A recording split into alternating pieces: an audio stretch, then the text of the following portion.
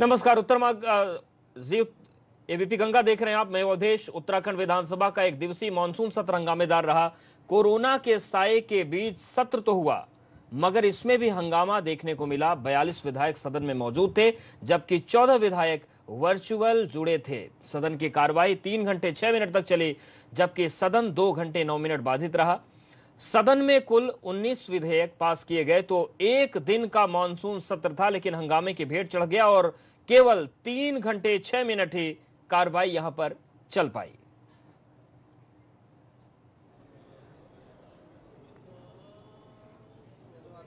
तो विपक्ष ने बेरोजगारी का मुद्दा उठाया, लेकिन हंगामे की भेंट सत्र चढ़ गया। किसान विरोधी काला कानून की बात की गई। कोरोना के मुद्दे पर भी विपक्ष ने आवाज उठाई। कुछ जो विधायक थे वो ट्रैक्टर से पहुंच गए। तमाम मसलों को लेकर जबरदस्त हंगामा हुआ। 3 घंटे 6 मिनट ही कार्रवाई चल पाई। 2 घंटे 9 मिनट सदन बाधित रहा और सदन में 19 विधेयक पास हुए।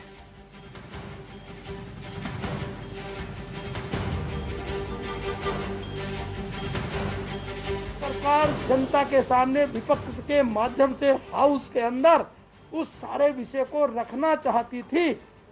हम बताते कि हमने कोविड में क्या क्या तैयारी की है, हम बताते हमने रोजगारी के क्षेत्र में क्या काम किए हैं, भविष्य में क्या करने वाले हैं, हम बताते महंगाई के ऊपर हम कहाँ खड़े हैं और क्या आगे करने वाले हैं, लॉ एंड ऑर्डर में हम कहाँ हैं। हम इस सारे विषय को विस्तृत रूप से उनकी एक अच्छी बातें आती, लेकिन क्या है कि उनके अंदर इतना ज्यादा एक दूसरे के निरादर का भाव, मैं कहूंगा आज मुझे बड़ा कष्ट भी हुआ। मैंने हाउस के अंदर कहा कि ये निरादर हो सकता है आपकी पार्टी में हो, लेकिन हाउस में अगर उन्होंने तय भी कर दिया, उन्होंने 4 बिंदु तय भी कर दिए और कुंजवाल जी वर्चुअल जुड़ के उन्होंने कहा कि हाँ ये 4 बिंदु हमने तय किए थे। विपक्ष ने आरोप लगाया कि सदन चलाने को लेकर सरकार की मंशा साफ नहीं है। तो वहीं संसदीय कार्य मंत्री मदन कौशिक ने कहा कि विपक्ष खुद ही जनहित के मुद्दों पर बात नहीं करना चाहता था। कोरोना को लेकर के आपने एक दिवसीय सदन आहूत किया, उस कोरोना पर चर्चा तो होनी चाहिए थी, लेकिन सरकार चर्चा के लिए तैयार नहीं थी। बेरोजगारी पर हमने कार्य स्थगन लाया, उस पर भी जो है हमारी चर्चा को स्वीकार नहीं किया गया। हमने नियम 58 के अंदर जो है किसानों की बात थी, महंगाई की बात थी और केदारनाथ के अंदर लोग जो है जिस तरीके से प्रदर्शन कर रहे हैं उसकी बात थी। तमाम मुद्दे थे, देवी आपदा का मुद्दा था, उन मुद्दों पर चर्चा नहीं हो पाई। सरकार जिस तरीके से दमनात्मक कार्रवाई करके विपक्ष की आवाज को दबाना चाहती है, मैं समझता हूं कि उत्तराखंड के लोग इसे देख रहे हैं। 18 विधेयकों में ऐसा कोई विषय नहीं था जिस विषय में वो चर्चा नहीं कर सकते थे। महामारी संशोधन विधेयक था, उस पर आप कोविड के संबंध में कितनी भी जानकारी रख सकते थे, वो विषय इस पर आता। बजट के ऊपर था एक जीएसटी जो हमें दिया था, उसमें आप रख सकते थे। जिला योजना समिति से संबंधित था, उस पर रख सकते थे। आप भूमि के आधार पर जो वर्ग 4 की भूमि थी उसके ऊपर आप कर सकते थे। हमने मंत्रियों का और उपाध्यक्ष का वेतन कटौती रखा, उसके ऊपर आप विभिन्न प्रकार की अपनी बातें जो सरकार का मार्गदर्शन है कर सकते थे। विधानसभा का एक दिवसीय मानसून सत्र भी हंगामे की भेंट चढ़ गया। विपक्ष ने बढ़ती महंगाई, बेरोजगारी और कोरोना को लेकर सरकार की अधूरी तैयारियों पर हंगामा किया।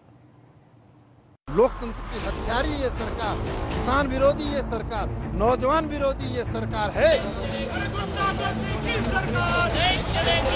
किसान अगर इस देश का जाग गया तो ये सरकारों को उखाड़ के फेंक देगी।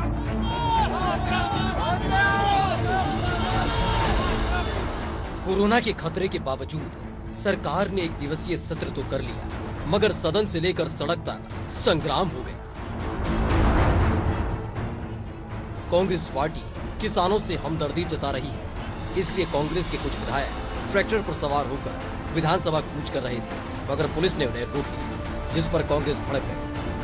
किसान से ये परेशान है, किसान से दुखी है, किसान से इन्हें बदबू आती है इस भारतीय जनता पार्टी की सरकार को, और किसान से भारतीय जनता पार्टी के सरकार को ट्रैक्टर से बदबू आती है, और ये उनकी मानसिकता दर्शाती है कि किसान विरोधी हैं। मैं भी एक किसान हूं, तो किसान का दर्द मैं जानता हूं, इसीलिए हम कांग्रेस के विधायक ट्रैक्टर की सवारी के साथ आए हैं, क्योंकि किसान की मुख्य सवारी ट्रैक्टर है। लेकिन किसान की मुख्य सवारी को इन्होंने विधानसभा भवन में आने से रोक रहे थे, जिसमें हमारा एक खंडा इन्होंने बर्बाद किया है।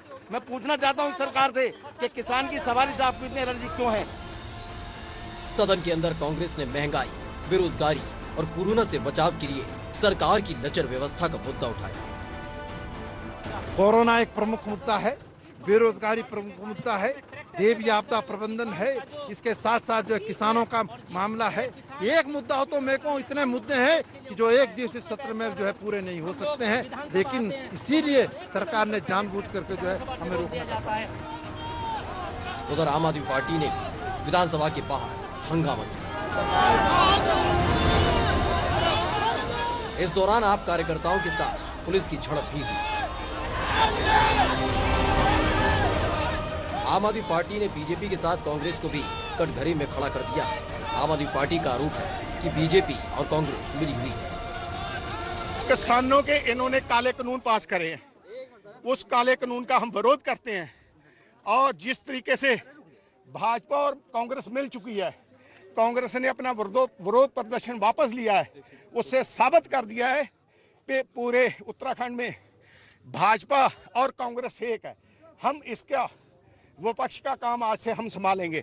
अगर हमारे जनता के फेवर में बिल कोई पास नहीं हो रहा तो इनके नेता के फेवर में कोई बिल भी पास होने दें। सड़क से लेकर सदन तक संग्राम हुआ।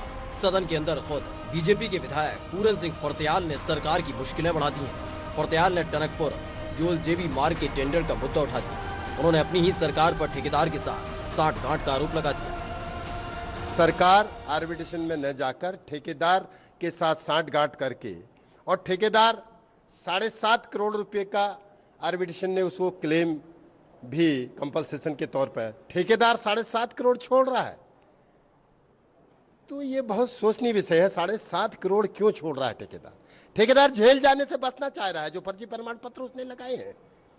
और सरकार के लोग, सचिव लोग, विभागीय लोग उससे बड़ा मोल तोल करके करोड़ों का 20-30 करोड़ रुपए का इसमें घोटाला हुआ है। महज एक दिन का सत्र हंगामे की भेंट चढ़ गया। ऐसे में बड़ा सवाल ये है कि जब हंगामा ही करना था तो फिर सत्र रखा ही क्यों गया? देहरादून से अजीत सिंह राठी की रिपोर्ट, एबीपी गंगा।